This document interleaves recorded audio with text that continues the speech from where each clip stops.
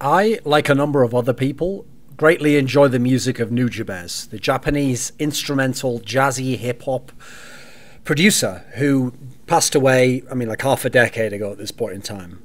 But this is not a video about Nujabes, it's about the knock-on effect of the cult of personality that has risen up around Nujabes. First and foremost, I find that kind of a bit distasteful, a bit disgusting myself anyway, even though I greatly enjoy his music, one of my favourite producers of all time, because there is this kind of mawkish fawning over his legacy and his work, and then you can especially see it where people idealize him as a person and think because his music sounded beautiful and his artistry was well expressed and crafted that somehow that meant he was like a special person, or like people go really too far on that angle in much the same way as they do with other dead musicians, especially the ones who die early like Hendrix, Cobain. If you want to throw artists in there, David Foster Wallace is another good example because he's another niche person and people really fawn over.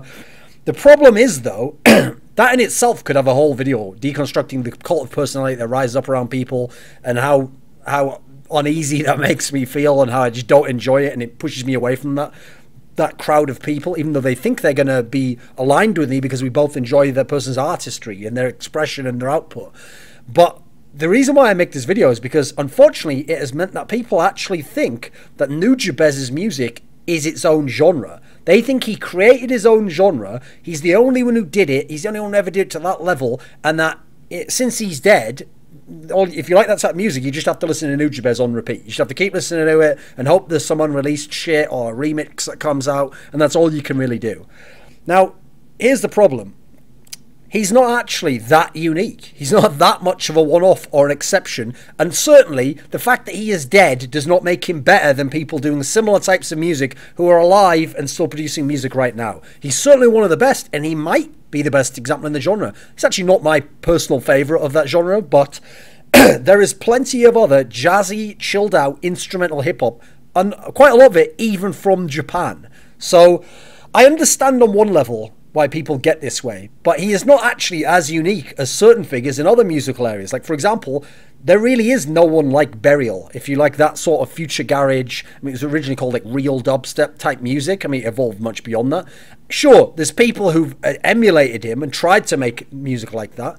They've never really been at his level, though. Likewise, Boards of Canada. There are fantastic other artists out there. None of them really as unique as Boards of Canada, though. And by the way, both these musicians I picked because actually they're both alive still. So it even shows how it's not that I'm just picking someone, oh, you just didn't like them as much even though they're dead. No, it's not that way at all. Now, it is understandable on some level why people treat Nujabes this way, because here's the thing. Since his music wasn't widely released, especially outside of Japan, since it was underground and had a very niche flavour to it, even within hip-hop, I understand that he is one of the rare examples of someone who transcends his genre of music. So as a result, his name's gotten out there much more than the names I'm about to list.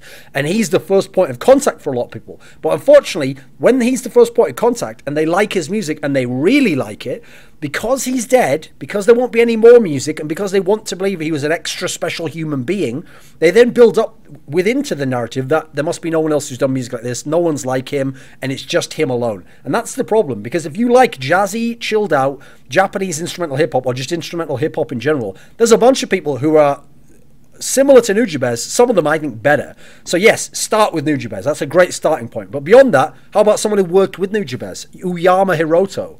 This is a guy where, yeah, for a while he only had one album, and that was out for a while. Now he's got 3 albums out. He's done a bunch of side work as well. He's becoming a lot more prolific. Now, he has a very Nujabes style sound, but since he's like plays a flute or something, it's a lot more woodwind based. And he's even working with some of the same people. So I think that's an obvious person that people should check out if they like Nujabes. Beyond that, a great example to me is Nomak. This guy is Japanese, but I think he's somehow French as well.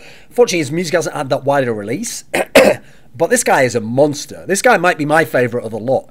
Absolutely incredible. Just the same sort of like fantastic melodic aspect, but with that bittersweet tragedy behind it all. Very musical. Really knows how to work with a lot of different instruments. Has evolved a lot over his career. Has a massive output. Has a bunch of albums, but then also has remixes that he's done. He's actually got albums that are compilations of remixes and his own work and other people's. And he's even got albums that are like other people's music mixed in with his. There's so much out there if you look for Nomak. There's many, many albums. There's a lot you can listen to. And some of his best albums are as good or better than anything Nujabes ever ever did.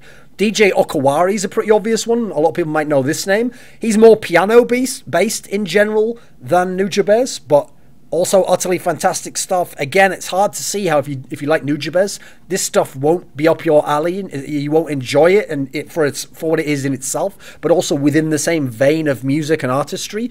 I mean, there's even people I'm not even super into, like Kenichiro Nishihara or Hara or whatever it is. He does similar sort of jazzy stuff. I'm not super into him, but I can see how that's certainly within the same wheelhouse. And if you want less well-known people, even more than that, even more niche, as in very amateur artists, there are tons. I mean, go out there on Reddit and put in jazzy hip-hop and go to that subreddit. Go to Chill Hop. Look in the Nujabes subreddit for when people recommend other music. Now, don't go when they recommend, I was inspired by Nujabes and made this song. I actually despise when people do that, because 99% of the time it's pure shit, and you're only going to listen to it and click it because they're using a dead man's name or just someone else's name more popular. They do it on Boards of Candy and Burial as well. But if it's someone just recommending other music that they think sounds similar, check that out, because you'll get great recommendations there for these unique artists that have other people that at least key into the same frequency or the same vibe and atmosphere and the way it makes you feel as that type of music. That's a great way to find it. I mean, I will put some examples in the description box below of those artists I've listed, of some different examples of that type of music. This guy wasn't just a one-off. He was certainly extremely good, and he had his own unique flair to how he did it. But I hate the cult of personality that rises up around people, and especially in this instance, because I think it's actually denying people who would enjoy these other fantastic artists, all of whom are still producing music, from enjoying more music within that genre. So it's kind of crazy.